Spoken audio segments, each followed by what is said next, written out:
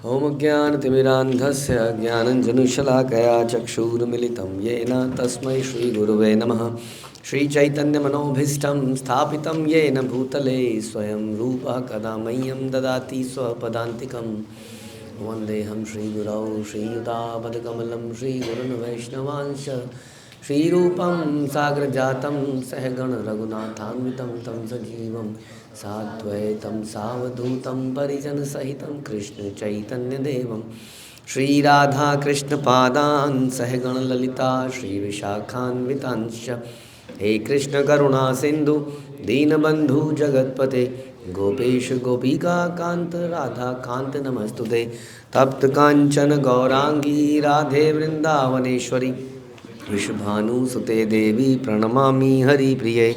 वाञ्छाकल्पतरुभ्यश्च कृपा सिन्धुभ्येव च पतितानां पावनेभ्यो वैष्णवेभ्यो नमो नमः। जय श्री कृष्ण चैतन्य प्रभु नित्यानंद श्री अद्वैत गदाधर शिवासादि गौर भक्तवृंद। हरे कृष्णा कृष्णा कृष्णा हरे हरे, हरे राम राम राम हरे हरे। नमो विष्णुपादाय कृष्णप्रेष्ठाय भूतले श्रीमते भक्तिवेदांत स्वामिन्निति नामिने। नमस्ते सारस्वते देवे गौरवाणी प्रचारिणे निर्विशेष शून्यवादी पाश्चात्य देशतारिणे। जय जय श्री चैतन्य जयो नित्यानंद जय अद्वैत चंद्र जय गौरभक्त वृंद। जय जय श्री चैतन्य जयो नित्यानंद जय अद्वैत चंद्र जय गौरभक्त वृंद। जय जय श्री चैतन्य जयो नित्यानंद जय अद्वैत चंद्र जय गौरभक्त वृंद। श्री चैतन्य मंगल मध्यखंड 12.8। पुनः पुनः पूछे पहूँ सुमति न देहि तभु कांदे मात्र चरण धरिया। प्रभु सर्व कला जाने पूछे नाना विधाने अंग वासे बयान मुछिया। भगवान गौर बार बार पूछते हैं परंतु साधु हृदय विष्णुप्रिया एक बार भी उत्तर नहीं देती है। वो केवल रोती रहती है उनके चरण कमल को पकड़कर। और भगवान अपने से जो सारी कलाएं जानते हैं अपने शरीर पर पहने वस्त्र से उनके आंसू पोंछते रहते हैं और फिर कुछ पूछते हैं। नाना रंग पर थाब करी या बड़ाल भाव ये कथाए पाषाण माजरे। प्रभु व्यग्रता देखी विष्णु प्रिय चंद्रमुखी कहे किचु गद गद स्वरे। इस प्रकार कहकर भी अनेक लीलाओं का आनंद ले सकते थे। भगवान गौर ने विष्णुप्रिया में प्रेम विकसित किया। भगवान गौर के शब्द पत्थर को तोड़कर उसे पुष्पों में परिवर्तित कर सकते थे। यह देख कर कि भगवान गौर उनके साथ रस उठाने में कितने उत्सुक हैं, विष्णुप्रिया ने रुंधे हुए स्वर में भावनात्मक होकर कुछ शब्द कहे। तो भगवान ने कुछ ऐसा किया प्रेम से कि वो कुछ बोले, क्योंकि वो बोल नहीं रही थी, कुछ दुखी थी कि भगवान उनको पता लग गया था कि जा रहे हैं। शून्य शून्य प्राणनाथ मोरे शीरे दिया हाथ संन्यास करी बेना की तुमी लोकमुखे सुनी इहा विदरिति चाहे हिया आगु नीते प्रवेशी बामी। उन्होंने कहा, किसने कहा? विष्णुप्रिया ने। मेरे जीवन के स्वामी कृपया अपना हाथ मेरे सर पर रखकर कहें कि आप संन्यास स्वीकार नहीं कर रहे हैं। ऐसा मैंने लोगों से कहते हुए सुना है कि आप संन्यास ले रहे हैं। मेरा हृदय टूट चुका है और मैं अग्नि में प्रवेश करने जा रही हूँ। ऐसा तो लागी जीवन धन रूप नव यौवन वेश विलास भाव कला तुमी यबे छाड़ी जाबे की काज इच्छार जीवे हिया पूड़े ये न विश्व ज्वाला। मेरा जीवन धन यौवन सुंदरता वस्त्र कृपा आनंद प्रेम कौशल का अर्थ केवल आपकी प्रसन्नता है। यदि आप मुझे त्याग देंगे तो मेरा जीवन जो है राख की ढेरी के समान व्यर्थ हो जाएगा। मेरा हृदय विष की ज्वाला में दहक उठेगा। इसलिए हम बोलते हैं कि शून्याहितम जगत सर्वम गोविंद विरेण। इसका क्या मतलब है? इसका मतलब है कि मेरे पास बहुत सारी चीज़ें हैं, कौशल है, कलाएं हैं बहुत सारी। हाँ, ड्राइंग की कला भी है, सिंगिंग की कला है, बजाने की कला है, टेक्निकल कलाएं हैं, नॉलेज है, एक्सपीरियंस है, स्किल्स हैं, और फिर उसके बाद संपत्ति है, खाने को बहुत सारी चीज़ें हैं, रहने को घर है, कपड़े हैं, बहुत कुछ है। लेकिन यदि आप नहीं हैं तो शून्यायतम जगत सर्वम, आपके बिना ये सब बेकार है। हाँ हमारे जीवन में जनरली ऐसा हो नहीं पाता है, क्योंकि हम लोगों को खुद की प्रसन्नता और आनंद से बहुत प्यार होता है। तो हमें बड़ा ये सब चीज़ें अगर हमारे जीवन में हैं जो अभी हमने बताई, तो हम सोचते हैं बढ़िया है, और कुछ हो ना हो। बाकी तो इतना अटैचमेंट किसी से डेवलप नहीं हो पाता है, प्रेममय अटैचमेंट नहीं हो पाता है। तो इसलिए हम लोग जनरली इस आनंद को समझ नहीं सकते हैं कि शून्यायतम जगत सर्वम गोविंद विरेण में, क्योंकि पूरा जीवन हमारा इन कई चीज़ों को हासिल करने में निकल जाता है, और वो चीज़ें हमें प्राप्त हो जाती हैं और हमें लगता है जीवन में सब कुछ मिल गया। यदि मुझे कार मिल जाए, यदि मुझे ये मिल जाए, यदि मुझे वो मिल जाए, तो उनको हासिल करने में पूरा जीवन आदमी बहुत मेहनत करता है। यदि मुझे घर मिल जाए, तो ऐसी चीज़ों को हासिल करने पूरा इतना मेहनत करता है कि वो शून्यायतम जगत सर्वम का भी भाव कभी लेके आ ही नहीं सकता है, क्योंकि उसने इस तरह का जीवन कभी जिया ही नहीं कि किसी को समर्पित करके जीवन जिया जाए। तो यहाँ पर विष्णुप्रिया भी उसी तरह का भाव बता दिए कि मेरे पास जो भी है, यौवन, सुंदरता, वस्त्र, कृपा, आनंद, कौशल, जो भी है, केवल आपकी प्रसन्नता के लिए था। यदि आप नहीं होंगे तो ये सब बेकार है। जैसे शिला प्रभुपाद ने बताया कि ऑल आवर स्किल्स एंड संपत्ति वो क्या है, जीरो के समान है। हाँ, तो 0 + 0 + 0 + 0 + 0 + 0, अगर मैं 10 बार 0 ऐड करूँगा तो कितना हो जाएगा? 10 बार ज़्यादा हो गया। 3 बार 0 ऐड करूँगा तो 1000, 3 बार 0 1000 नहीं, तो उसमें क्या लगाना पड़ेगा? 1। तो कृष्ण के बिना वाकई में ये सारी चीज़ें बेकार हैं। तो हमारे जीवन में यदि भगवान और गुरु के सेवाएं नहीं है, ये कह लीजिए, तो जो भी हमारे पास है वो सब बेकार है। वो धन भी बेकार है, क्योंकि जब हम जाएंगे संसार से तो धन यहीं छूट जाएगा, कार भी यहीं छूट जाएगी, घर भी यहीं छूट जाएगा, सारे रिश्ते भी यहीं छूट जाएंगे, और हमने पूरे जीवन में इनको लगाया नहीं भगवान की सेवा में। हाँ तो ये सब व्यर्थ हो गया। तो यहाँ पर विष्णुप्रिया ऐसी कह रही कि राख के ढेर के समान है मेरे पास जो भी है। हाँ, आदमी को अपनी डिग्रियों से भी बड़ी अटैचमेंट होती है, अपनी क्वालिफिकेशन से। चैतन्य महाप्रभु ने एक बार एक न्याय इस पे ग्रामर के ऊपर एक किताब लिखी थी। ये कथा कम सुनाई देती है अक्सर। उन्होंने पूरा ऐसी इतनी डिटेल किताब लिख दी थी कि उनका एकदम से नाम होने लगा, ज़बरदस्त किताब उन्होंने ऐसी लिख दी थी। और वहीं पर एक लोकल व्यक्ति थे जो बड़े फेमस थे ग्रामर, वो भी अपनी किताब लिख रहे थे या लिख चुके थे। तो जैसी चैतन्य महाप्रभु की उन्होंने बुक देखी तो उन्हें एकदम से उनके मुंह से निकला, अरे अब तो मेरी बुक को कौन देखेगा। उनके मुंह से ऐसा निकला, और चैतन्य महाप्रभु ने क्या किया? आपने किताबें गंगा में बहा दी। ये बहुत मुश्किल काम है। सोचिए कितना मेहनत है। आप लोग, हम लोग तो थोड़ा बहुत कुछ बुक मेकिंग का काम करते हैं ना, वो भी बनी बनाई बुकों को कुछ कन्वर्ट करते हैं, कुछ कुछ करते हैं। हाँ, और पूरी बनाई हो किसी ने और उसको गंगा में डाल के, उस व्यक्ति की पसंद आ गया, वो तू परेशान मत हो, आप ये मैं गंगा में डालता हूँ, लो ख़त्म। आदमी कितना अटैच्ड होता है, हाँ, अपनी डिग्रियों से, क्वालिफिकेशन से। नहीं, तो यहाँ पर वही है कि अगर उस क्वालिफिकेशन का, उस डिग्रियों का, उस संपत्ति का यूज़ भगवान के लिए नहीं हो रहा है तो वो व्यर्थ है। कैसे है? राख के ढेर के जैसा है। समझ में आ रहा है?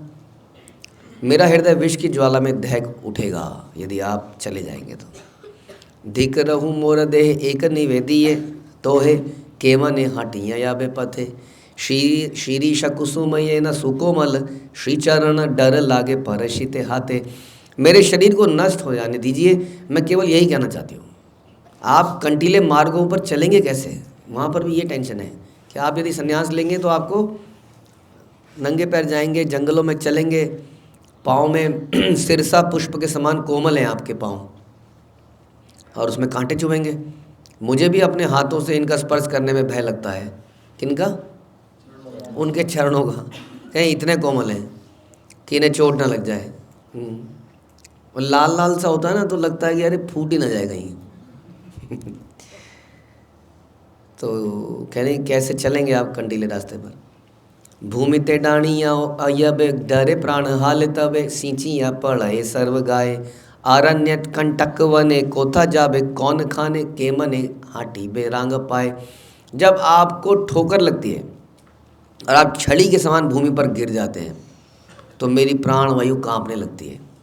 महाप्रभु गिर जाते थे ना अक्सर, वो एक्सटेसी में वो उछल गया। आप इधर ये वही इधर टमाटर जब गिरेगा ऊपर से ऐसे जाके फच से, हाँ ऐसे ही थे भगवान। लेकिन वही है ना, वो कठोरों में सबसे कठोर भी हैं। तो ऐसा लगता था कि गिरते थे तो मैं और अश्रुओं की धारा मेरे अंगों को भिगो देती थी। आप अपने लाल चरण कमलों को कांटों से भरे वन के मार्गों पर कैसे रखेंगे, ये बात की उन्हें बड़ी चिंता है। सुधामय मुख इंदु ताहे धर्म बिंदु बिंदु अलप आया से मात्र देखी वरिषा बादल बेला क्षणे वारी क्षण क्षरा संन्यास कर रहे महादुखी। जब आप कोई छोटा सा कार्य करते हैं तो मैं आपके मुंह पर पसीने की बूंदों को देखती हूँ। और संन्यास का मतलब बहुत सारे कष्ट, क्योंकि पता नहीं कहाँ पे खाना मिलेगा आपको। अभी तो आपको प्रसाद देने के लिए लाइन लगी रहती है लोगों की। अब आप चले जाओगे जंगल में, पता नहीं कोई अगर आपके साथ में भी जाएगा तो पता नहीं सब्जी मिलेगी कि नहीं मिलेगी, कहीं जंगली कुछ मिलेगा कि नहीं मिलेगा, आग जला पाएंगे कि नहीं जला पाएंगे, हाँ कुछ पता ही नहीं है क्या होगा। फिर अचानक से चलते चलते बारिश आ गई तेज़, तो कहाँ पे आप शेल्टर लेंगे। बीच में नदियाँ आएंगी, गुंडे आएंगे, डाकू आएंगे, जानवर आएंगे, तो अनेक कष्टों से भरा है। और इतना कष्ट व्यक्ति क्यों लेता था? हाँ, भगवान की प्रसन्नता किस में है? यदि हम प्रचार करें तो सन्यासी का काम ही प्रचार करना है। तो प्रचार करने के लिए इतना भयंकर का आप अब उतना रिस्क कम हो गया है काफ़ी हद तक। जो हम चैतन्य चरितमृत में सुनते हैं तो बहुत ज़्यादा था। हाँ, डाकू बदमाश गुंडे मार कूट। हाँ, कई सुना है ना आपने, सनातन गोस्वामी के साथ भी वो जिस होटल में रखा, सोचिए वो होटल वाला ही मारने को तैयार था। कैसी ज़माना होगा वो। और नदी पार करते वो भयंकर जानवर जब चैतन्य महाप्रभु नदी में जा रहे थे तो ऐसा समय था, फिर भी लोग संन्यास लेते थे। हाँ, भगवान ने भी लिया। तो इतना रिस्क लेते हैं लोग भगवान को प्रसन्न करने के लिए। रिस्क फ्री नहीं है कुछ भी। रिस्क लेने से ही पता चलता है कि हमारी अटैचमेंट कितनी है। जब हम बहुत ही कैलकुलेटेड स्टेप लेते हैं, एवरीथिंग सिक्योर करके हम चलते हैं, तो फिर इसका मतलब उतना भी हमारी डिपेंडेंस भगवान पे नहीं है ना।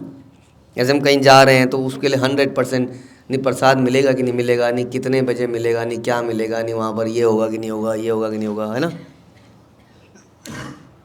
भक्ति में आते हुए भी कई लोग घबराते हैं। वैसे तो भक्ति में आनंद ही आनंद है, क्या घबराएंगे वो लोग, क्योंकि करना तो कुछ है नहीं। आगे क्लास सुननी है, घर चले जाना है, जब कर लेना है। इसमें रिस्क कहाँ इन्वॉल्व है बताइए? कहीं रिस्क इन्वॉल्व है इसमें? तो रिस्क कहाँ पर है इसमें? नहीं तो रिस्क कैसे लिया जा सकता है? माइंड में तो, माइंड में भी नहीं है ना। ये तो क्लास सुनो और चले जाओ, प्रसाद पाओ, रिस्क कहाँ है? और प्रसाद में कुछ जहर तो होगा नहीं, ये तो कोई रिस्क नहीं हुआ। तो होटल में भी खाते हैं हम, है ना। तो रिस्क कहाँ कहाँ पर हो सकता है? आसक्ति को छूटने का भी एक रिस्क रहता है लोगों को। अरे ये छूट जाएगा, वो छूट जाएगा। अब सोचिए ये रिस्क है, मतलब रिस्क कैटेगरी में डाल सकते हैं इसको, हाँ।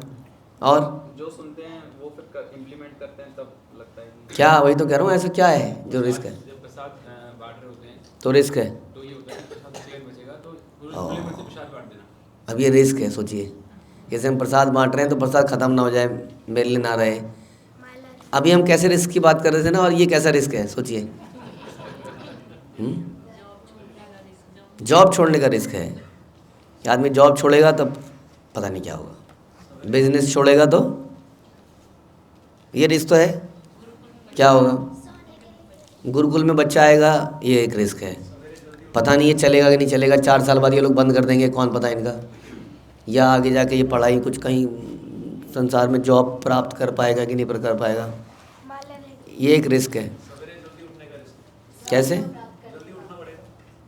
हाँ, ये अब ये रिस्क है? रिश्तेदार छूट जाएंगे।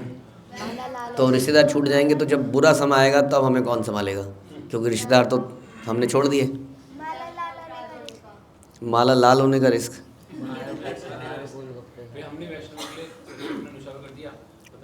हमने वैष्णव के लिए सबको न्यौछावर, तो न्यौछावर करना किसको कहते हैं? मतलब ये समझो ना, पहले क्लास में आना न्यौछावर करना है, यही तो समझने की कोशिश कर रहा हूँ मैं। व्हाट डू मीन बाय न्यौछावर कर दिया? क्या न्यौछावर किया? वही तो पूछ रहे हैं। संपत्ति अपने आप को, संपत्ति कहाँ न्यौछावर करी? वही तो पूछ रहे हैं। दान तो आदमी देता ही है, संसार में सारे लोग दान दे रहे हैं, इस्कॉन में थोड़ी दे रहे हैं। कौन दान नहीं दे रहा है? ज़्यादा ही दान आ रहा है। जैसे आपने तो संपत्ति तो न्यौछावर नहीं करी हमने। गुरु के टाइम पे आपने अपना पूरा घर गिरवी दिया था, मतलब पूरा पता था कि उसको वापस आएगा भी हाँ, नहीं। तो हम तो बात कर रहे हैं कि जब ऐसा कुछ करेगा आदमी तभी तो रिस्क आएगा। अभी भी आपने जैसे मांगून वाला घर दे दिया आपने। जो भी है, मतलब आदमी को रिस्क सोचना चाहिए कि यहाँ पर हम कैसे रिस्क की बात कर रहे हैं। संन्यास जीवन, शिल प्रभुपाद ने रिस्क लिया, भयंकर, बहुत बड़ा रिस्क लिया, विद नो आइडिया कि कहाँ पे रहना है, कहाँ पे खाना है, नो आइडिया। सोचिए, रिमोट, एक बिल्कुल अननोन जगह, टेम्परेचर बहुत ही खतरनाक। ये बहुत, उसके बाद वीज़ा वगैरह का उठा के फेंक देते हैं, तब भी और अब भी, अभी तक वीज़ा समस्याएं बनी हुई है। बहुत बड़ा रिस्क था, बहुत ही बड़ा। मुझे एक चीज़ और है, जैसे कि हम किसी चीज़ को अपने गुरु से पूछने गए और उन्होंने कुछ डिसीजन बता दिया अपना, अच्छा, कह रहे, हाँ, तो वो एक्सेप्ट करने का भी तो ये कह रहे हैं कि एक तरह से ये रिस्क है कि ऐसे ये पूछने जाऊंगा तो ये क्या बताएंगे, अगर इन्होंने कुछ और बता दिया तो फिर उस रिस्क को, वही हम कह रहे हैं, तो हम रिस्क लेते नहीं हैं, फिर हम जाते ही नहीं हैं पूछने, इसलिए। तो ये जैसे कल बता रहे थे जी, क्या? गए भी गुरु महाराज के पास, फिर बोला कि ये तो अच्छा नहीं लग रहा नाम जो बता अच्छा, रहे थे। नाम बहुत छोटे रिस्क है, मतलब एज़ कम्पेयर टू है। टेबल पे भगवत गीता रखेंगे तो कोई मैनेजर कुछ बोल तो नहीं देगा लोगों को? हाँ, बहुत छोटे रिस्क है। ट्रेन छूट जाने का रिस्क, ये तो लापरवाही का रिस्क है, हैं? अगर आपने इतने कम समय जाने के लिए बोला तो कैसे जाएंगे, वो भी रिस्क है। जैसे भी भक्ति में आते हैं, भक्ति वाले के बाद फिर अलग भी बोल देते हैं, आज गीता की पेटी लेके आनी है उठा के, तो ट्रेनों में लेके आनी पड़ती है, कई बाई चीज़ गिर गई रह गए तो उसका भी नहीं रहता है कई बार।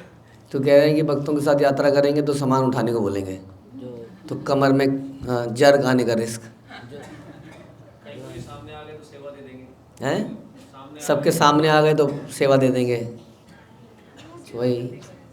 तो ये सारे रिस्क हैं हमारे यहाँ पे। तो कुछ और रिस्क हैं, बड़े बड़े रिस्क। इन्होंने बहुत बड़े बड़े रिस्क लिए। देखिए, पत्नी को छोड़ना, इतनी लविंग माँ को छोड़ना, हाँ, सोचिए। और that is his Krishna himself, वो दिखा रहे हैं ऐसा कि we have to take risk by taking sannyas. Mahaprabhu ये दिखा रहे हैं कि हमें कुछ करना पड़ेगा यदि हमें किसी के दिल को जीतना है। और जिसके दिल को जीतना है ना, उसमें समस्या ये है कि 8 सखियाँ एक तो घेरे रखी हैं, हाँ, उसके बाद में फिर जो भी हैं 100 एंड वटेवर लेयर हैं, और वो ऐसे ऐसे लोग हैं जो 1 सेकंड में गला काट दें अपना। अब हम लोग क्या करें कि प्रसन्न कर पाएँ, ये है क्वेश्चन। तो कुछ इसलिए ऐसा ही तो कुछ करना पड़ेगा। तो सखियाँ जल्दी और ज़्यादा, है ना, मंजरियाँ और ज़्यादा कृपालु हैं, तो देखेंगे हाँ कुछ कर रहा है ये, is taking some risk for Krishna. ऐसा नहीं है कि सब कुछ कैलकुलेट कर रखा है बिल्कुल परफेक्टली, ऐसा होगा, इसमें ऐसा कर लेंगे, या कोई टेंशन नहीं है। अब चलो, अब चलते हैं, सिक्योर हो गया, ठीक है। वे एक बार रोज कल बता रहे थे कि एक ब्रह्मचारी थे जिनके माता पिता बनाना नहीं चाह रहे थे, वे जब उनके गांव में गए, जब वो प्रवचन दे रहा था, तब सब उनके पैर छू गए। जब बुक डिस्ट्रीब्यूशन को गए थे, जब हम आ रहे थे, तब नैतिक ग्रुप, और मतलब पहले मैंने स्टेशन पे पूछा तो 2 बच्चे थे, मतलब भाई भाई थे, वो मतलब 2 गीता लेने चाहिए थे, वो 500 रुपीज़ में 2 गीता मतलब ले रहे थे, पर उनके मम्मी ने मना कर दिया। मम्मी और पापा ने मना कर दिया। तो बाद में तो हमने 180 में भी बोला दोनों का, पर फिर भी लिया वो नहीं। ले रहे थे, मतलब बच्चे लेना चाह रहे थे लेकिन पेरेंट्स मना कर रहे थे, लेने नहीं दे रहे थे। ठीक है जी, समझ में आया कि what is the meaning of संन्यास बाय चैतन्य महाप्रभु। जबकि उनका शरीर, हमारा शरीर ऐसा नहीं है लाल लाल, हमारा शरीर तो रफ है। क्या होगा इसको? तुम्हारे चरण भी नहीं हार किचु नहीं जानी, आमारे फैलाए कार ढाई। धर्म भय नाही तोमा तोरा, माता वृद्ध आद मारा, के मने छाड़ी बहे न माए। मैं और कुछ नहीं, कुछ भी नहीं, केवल आपके चरण कमलों को जानती हूँ। आप उन्हें मुझसे दूर क्यों कर रहे हैं? आपको धर्म के नियमों को भंग करने का भय नहीं है? हाँ, गृहस्थ आश्रम में हो आप, पत्नी को छोड़ के चले जाओगे? आप वृद्ध माता सजी को भी त्याग रहे हो, जो पहले ही मृत्यु के कगार पर है। सोचिए, ये है रिस्क कि वो जाएंगे तो माता शायद मर जाएगी, और पत्नी को कौन देखेगा? अब बताइए, इस रिस्क के सामने हमारे रिस्क क्या है ना? मुरारी मुकुंद दत्त हेन सब, भगत श्रीनिवास आर हरिदास, अद्वैत आचार्य आदि छाड़िया, कि कार्य साधि केने तुम करीब संन्यास। आप संन्यास क्यों स्वीकार कर रहे हैं? मुरारी मुकुंद दत्त श्रीवास हरिदास ठाकुर अद्वैत आचार्य अन्य सभी भक्तों को क्यों त्याग देंगे? इतने सारे ये लोग भी यहीं मर जाएंगे तुम्हारे बिना। तुम्ही प्रभु गुण राशि जग जन हे नवासी, विपरीत चरित आशया, तुम्ही अबे छाड़ी जाबे सुनीले मरीब सब हबे सब अपयश माया। आप प्रेम से परिपूर्ण हैं, आप सभी के हृदय में वास करते हैं, फिर भी आपके कार्य कष्टप्रद हैं। जब मुरारी तथा अन्य सभी भक्त सुनेंगे कि आप किसी दूरस्थ देश चले गए हैं तो उन्हें कितना कष्ट होगा। कि कही बे मोर छार मुही तोमार संसार, संन्यास करीब मोर डरे, तोमार निछनी लैया मारो मुही विष खाइया, सूखे निवस निज घरे। आपके बिना मैं राग के ढेर के समान व्यर्थ हूँ, मैं ही वह भौतिक आसक्ति हूँ जिसका आप त्याग करना चाहते हैं, है ना? यह मेरा भाग्य है। भौतिक आसक्ति को त्याग ही देना चाहिए, तो मैं ही तो हूँ वो आसक्ति। बहुत अच्छा, मैं आपका अंतिम बार दर्शन करूँगी और फिर विष पान कर लूँगी, और फिर आप स्वयं अपने घर में प्रसन्नतापूर्वक रहिए। फिर जाने की वो कहती है मैं मर जाती हूँ, फिर आप कहीं मत जाइए, क्योंकि मैं ही तो हूँ माया आसक्ति जो आपको खींच रही है। हाँ, सेवा से कई बार ऐसा हो जाता है ना, पति को पत्नी और पत्नी को पति, दोनों ही खींचते हैं। कई बार कहाँ जा रहे हो, सवेरे से तो बाहर थे, ड्राइवर ये प्रसाद देने तो आ जाओ घर में। कई बार ऐसा भी होता है ना, वी एक्सपेक्ट दैट प्रसाद पड़ा है तो मेरी प्लेट में डाल के दिया जाए। तो माता अगर बना के भी चली गई है तो हम उसको निकाल के पाएंगे भी नहीं, वो वहीं पड़ा रहेगा, वो दिखाएंगे वो विरह, तुम्हारे बिना मैंने पाया नहीं। फिर वो अगले दिन जाए कैसे बेचारी, उसको पता है पाएगा ही नहीं। तो इसलिए हम घर में ही माया क्रिएट कर देते हैं कई बार, जो कि माया क्या है, जो कृष्ण को सर्व ना करने दे, वो माया है। तो कई बार पति और कई बार पत्नी।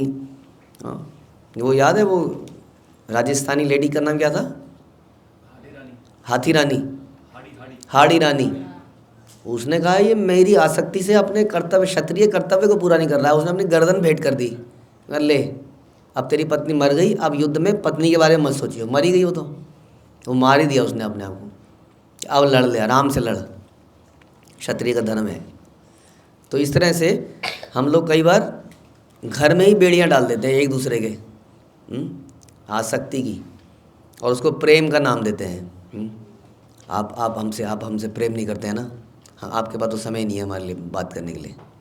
हाँ, जितनी बार तो समझा दिया कि जिन पे टोटली समय है वो हर महीने डिवोर्स कर रहे हैं, जो और कुछ नहीं कर रहे हैं। तो यदि दोनों कृष्ण की सेवा में लगेंगे तो दोनों के पास ही समय नहीं रहेगा, ये इसका सोल्यूशन है। दोनों ही सेवा में लग जाएं, है ना? फिर काहे का समय, मुझे समय नहीं देते हो, मेरे से बात नहीं करते हो। तो ये तो कह रही हैं कि मैं मर जाती हूँ और मैं आपकी आसक्ति का कारण हूँ वास्तव में। लेकिन इन भक्तों के ऊपर क्यों इतना आप कष्ट उठा रहे हैं? ये सब कष्ट में से यदि आप चले गए तो नाई आई यो देशांतरे के हो नाही ये संसारे वदन चाहिते बोले हिया कहिते न पारे कथा अंतरे मरम व्यथा कांदे मात्र चरण धरिया। हे स्वामी कृपया आप किसी अन्य देश में ना जाएं, क्योंकि आपके सिवाय इस जगत में मेरा कोई नहीं है। मेरे हृदय में आपके मुखचंद्र को निहारने की ज्वाला भड़क रही है। विष्णु प्रिया के पास और अधिक शब्द कहने की शक्ति नहीं थी, उनका हृदय दुख से पूरित था। उन्होंने भगवान गौर के चरण कमलों को कस कर पकड़ लिया और विलाप करने लगी। और ये वास्तव में भगवान की इटर्नल एसोसिएट्स है ना। तो इसलिए भगवान विरह का प्रेम यहाँ पर कई बार गोपियों और इनके साथ दिखाते हैं।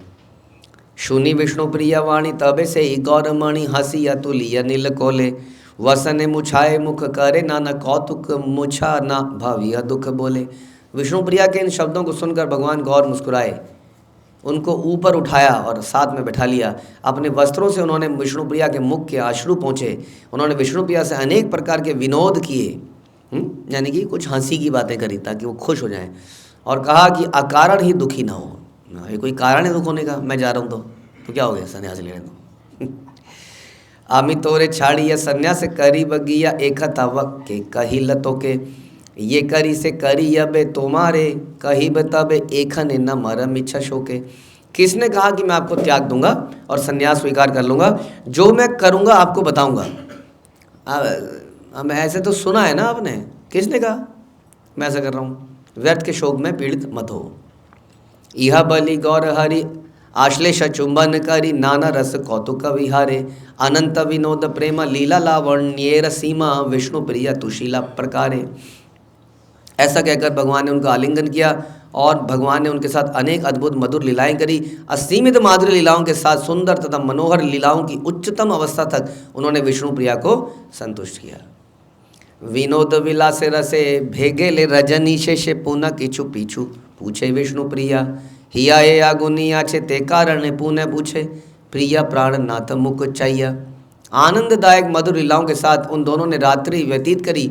विष्णु प्रिया के हृदय में पुनः फिर से ज्वाला भड़क गई।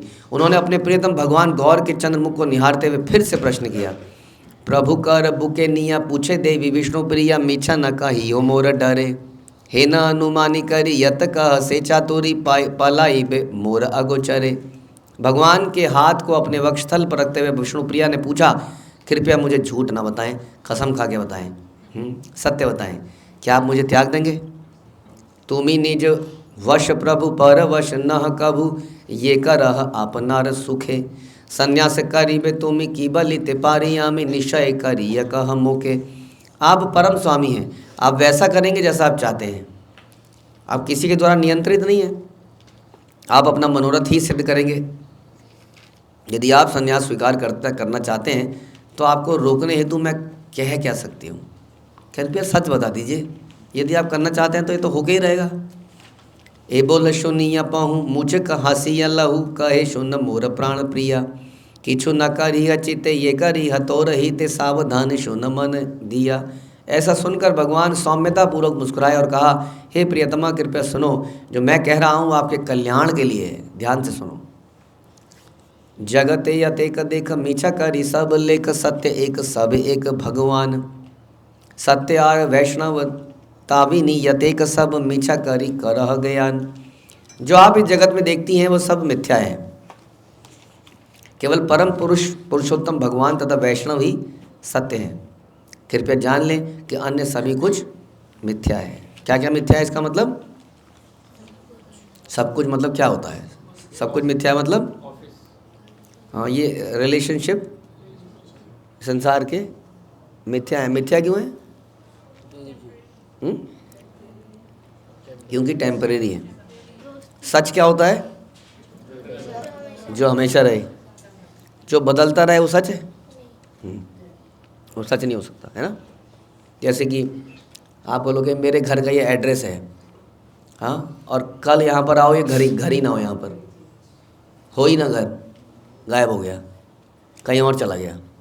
आपने ढूंढा, थोड़ी देर बाद आपको मिल गया, अरे वहाँ पहुँच गया घर। अगले दिन उठे तो कहीं और पहुँच गया।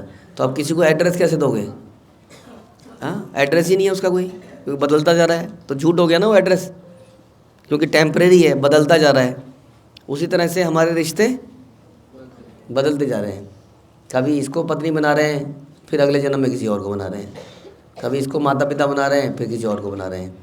इसलिए बता रहे हैं कि ये सब वास्तव में मिथ्या है। It's just like a film के अंदर हम अलग अलग नाटक करते हैं, प्ले करते हैं, उसमें अलग अलग रोल अदा करते रहते हैं।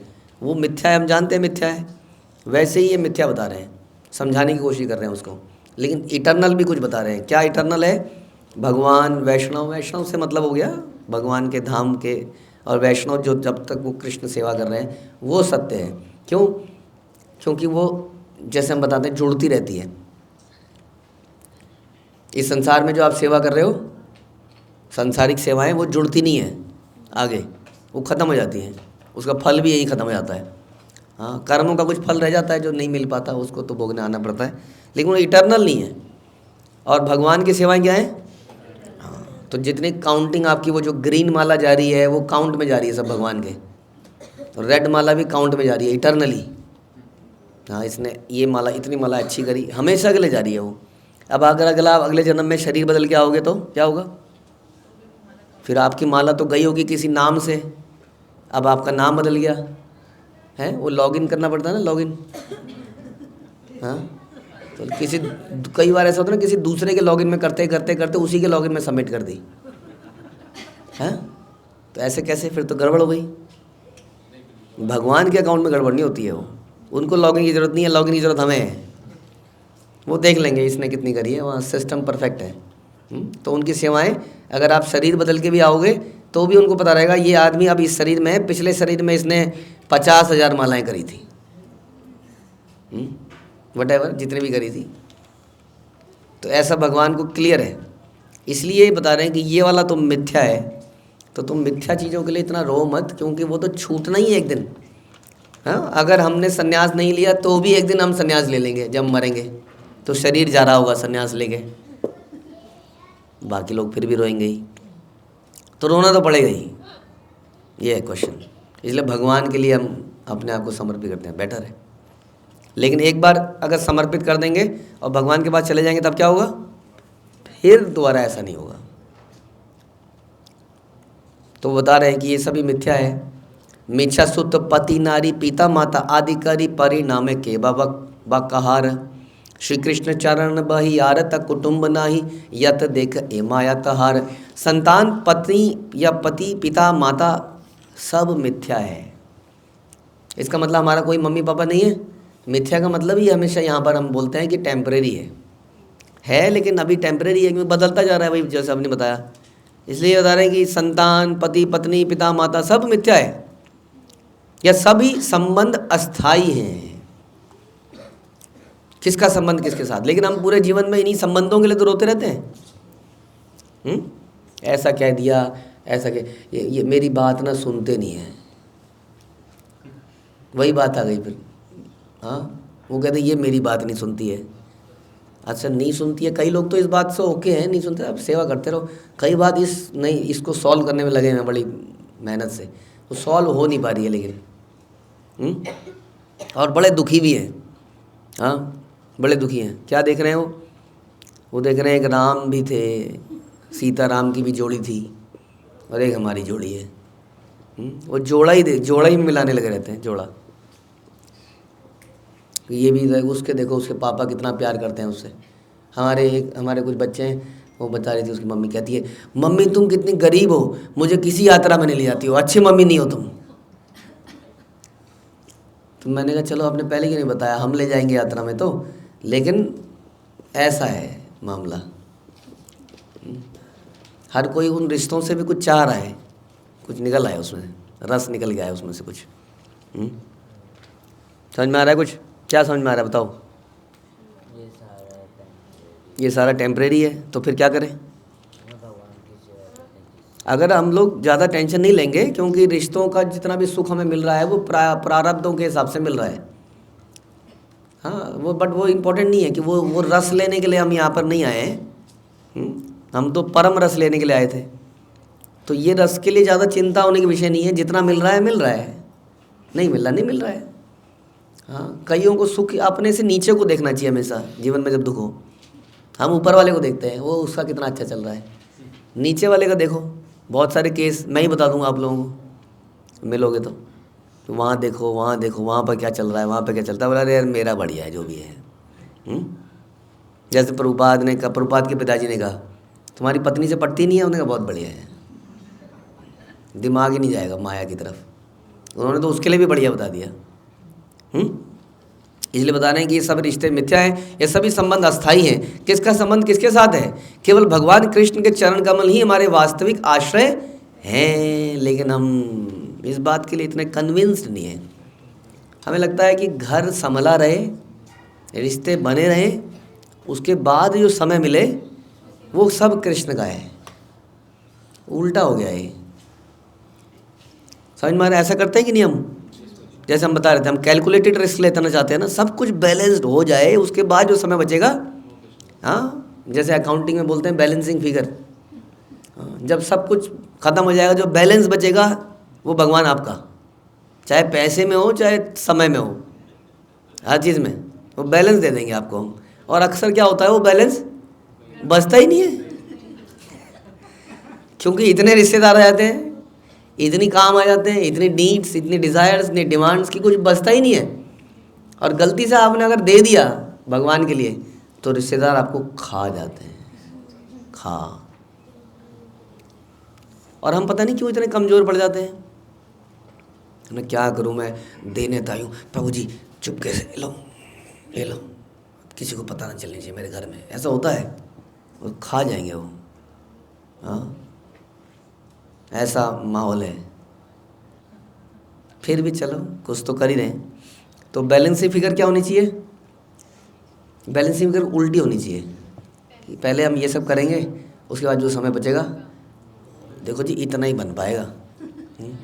ये रोज़ रोज़ इतने खाने की वैरायटी नहीं मिल पाएगी आपको, बिकॉज हाँ, लेकिन अगर आप सेवा में नहीं रहते हैं, अगर आप सेवा में रत नहीं है, समर्पित नहीं है, तब आपको ये काम जरूर करना चाहिए, वरना तो फिर आप आलसी हैं। हाँ, आपने लेक्चर सुना, कुछ नहीं करा, साहब माया है, कुछ नहीं बनाएंगे, खिचड़ी बनेगी रोज, समझ में आ गया, और सो रहे हैं बैठ के, वो तो भी गलत हो गया। अगर आप सेवा में लगे हैं, समर्पित हैं, तब भगवान आपकी रक्षा करेंगे, उन रिश्तों को बचाने के लिए भी है, वटेवर। तो किसका संबंध किसके साथ है? केवल भगवान कृष्ण के चरण कमल ही हमारे वास्तविक आश्रय हैं। वास्तव में हमारा अन्य कोई परिजन नहीं है। कृपया अन्य सभी परिजनों को माया का भ्रम मानो। ये भगवान कह रहे हैं भैया, हम नहीं कह रहे हैं। यत देख ए माया तहार, और सब कुछ क्या है? हाँ, सब कुछ माया का भ्रम है, बता रहे हैं। और हमें कई बार लगता है ऐसा कि यही तो मेरे रक्षक हैं, यही नहीं होंगे तो मेरी रक्षा कौन करेगा, है ना? ऐसा लगने लगता है इंसान को। माना संसार में जीने का तरीका यही है। जैसे स्त्री के लिए भी बोला जाए कि पहले पिता के संरक्षण में, फिर पति के संरक्षण में, फिर पुत्र के संरक्षण में, लेकिन वास्तव में हर समय वो भगवान के संरक्षण में ही है, क्योंकि ये तीनों भी रक्षण है ना। जैसे द्रौपदी का ही केस लेते हैं हम, कहाँ रक्षा हो पाई पति के संरक्षण में?